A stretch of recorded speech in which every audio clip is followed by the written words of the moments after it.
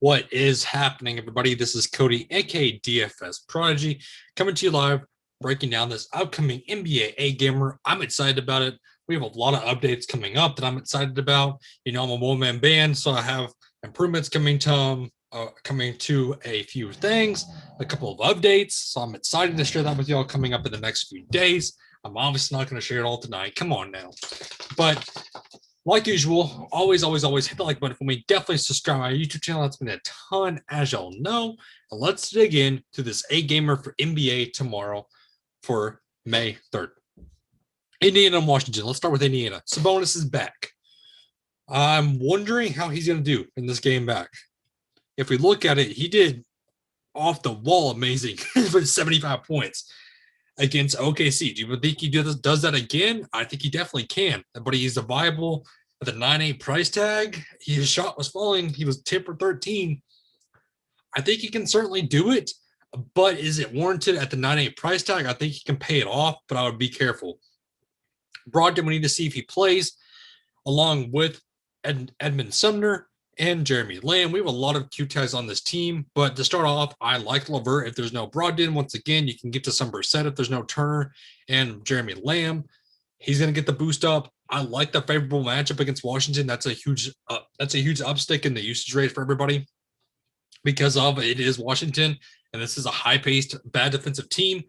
So for me, we just need to kind of wait and see what happens with Brogdon, Turner, and Sumner because this could boost up McConnell, this could boost up LeVert, and Sabonis. Just be careful with that price tag. On Washington, when do we fade Westy? That's my question because there's no way you can.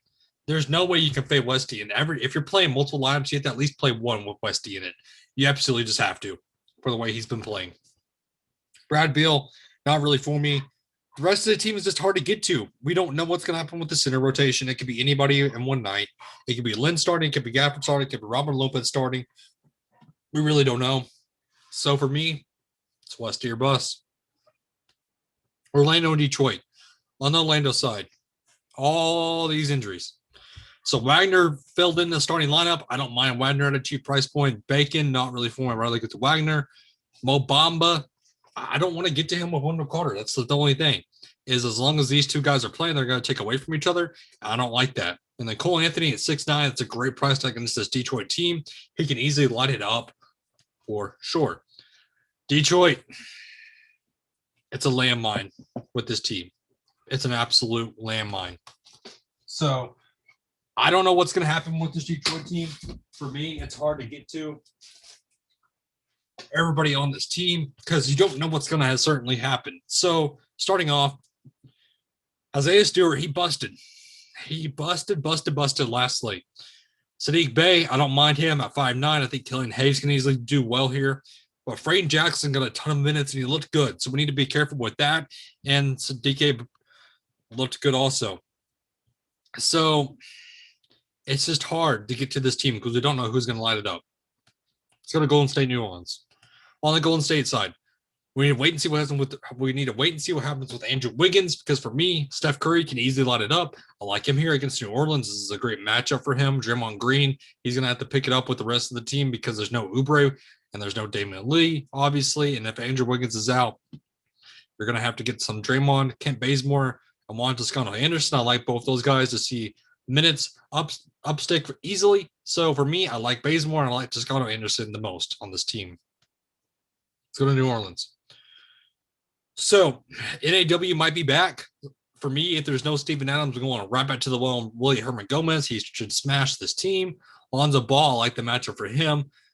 I'm getting Zion over Brandon Ingram any day of the week, so give me some Zion Williamson.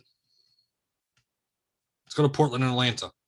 On the Portland side, this team is hard to judge against Atlanta. There's not much I want on this team. Maybe Nurkic at a good price point. The rest of the guys, Dame Lillard, I'd rather get to Sabonis if I'm being honest. And CJ McCollum, the price tag isn't moving. I don't want any piece of CJ right now. For me, it's just Nurkic or bust. On the Atlanta side, Bog is the huge news because if the Bog is out, then we can see Porter get some more minutes. But for me, this team's kind of just a cross-off. Plain and simple. I don't want much in this team. Let's go to New York and Memphis. New York side, like always, I want all of Julius Randle here. You can certainly get to some Julius Randle. Derrick Rose, he looked amazing last game. I love Derrick Rose here. If there's no Noel, I'm going right back to Reggie Bullock. I love Bullock here. And if there's no Alec Burks along with Nerlens Noel, we could see John Henson see some minutes, possibly. Taj Gibson could see some minutes. So two value plays need to look out for. But I rather get to Gibson than Henson if that says anything. And then Quigley, not really for me. Not really getting to much better. Let's go to Memphis. Jaws, I can certainly get to some Jaws. I don't mind him here, but this matchup alone is very scary. So he's going to be very contrarian, but I like that just based off of ownership because I think he's going to be low owned. Joe Val here, I think he can smash, especially if there's no Noel. I like him here. Jaren Jackson, I don't mind either. So this team is going to be very contrarian to look out for. Let's go to Philly and Chicago. On the Philly side, Joel Embiid, Ben Simmons, Tobias Harris. Oh, Lordy. I hate breaking down this Philly team. I hate it. So for me, Joel Embiid, I think he can do well here, but it is Vucevic, so we need to be careful with that. Ben Simmons, Tobias Harris, I'm not getting to any of those guys, but Tobias Harris under 7K is very intriguing to me. And then I'm not getting to anybody else. I'm not chasing Shake Milton or any other guys on this team. On the Chicago side, Vucevic and Zach LaVine. We need to wait and see what happens with these two guys. So if I want Kobe White here at 6'5", I like the price tag for him. I think Tice is a good value at 4'6" still. We're waiting on that Lauri Markkanen game to go boom. So I need to wait and see what on this team. Denver and LA. On the Denver side, Jokic, I think he can do well here. But I'd rather get to Michael Porter Jr. at 8'4". Campazzo, he's always in play to me. I think he has a high upside. Dozier, I'd rather get to Campazzo, and then Eric Gordon. I'm not trusting Eric Gordon once again. The Lakers team is playing right now, so I'm going to take a back seat on this team because I want to see what happens with this team right now because they're playing, like I said, as we speak. So I'm going to wait with that team. And then San Antonio and Utah, we got popped literally with this team. So it can happen once again. We could get popped once again. So, but from first glance, I don't mind DeRozan. But this is a Jazz, so I'm going to kind of just move on to the Jazz. And then speaking of, there's no Mike Conley. Once again, I'm going right back to Joel Ingles and Gorgie Nang. I like those two guys. I like Clarkson easily. And then Gobert in this matchup, I'm not really getting too much of.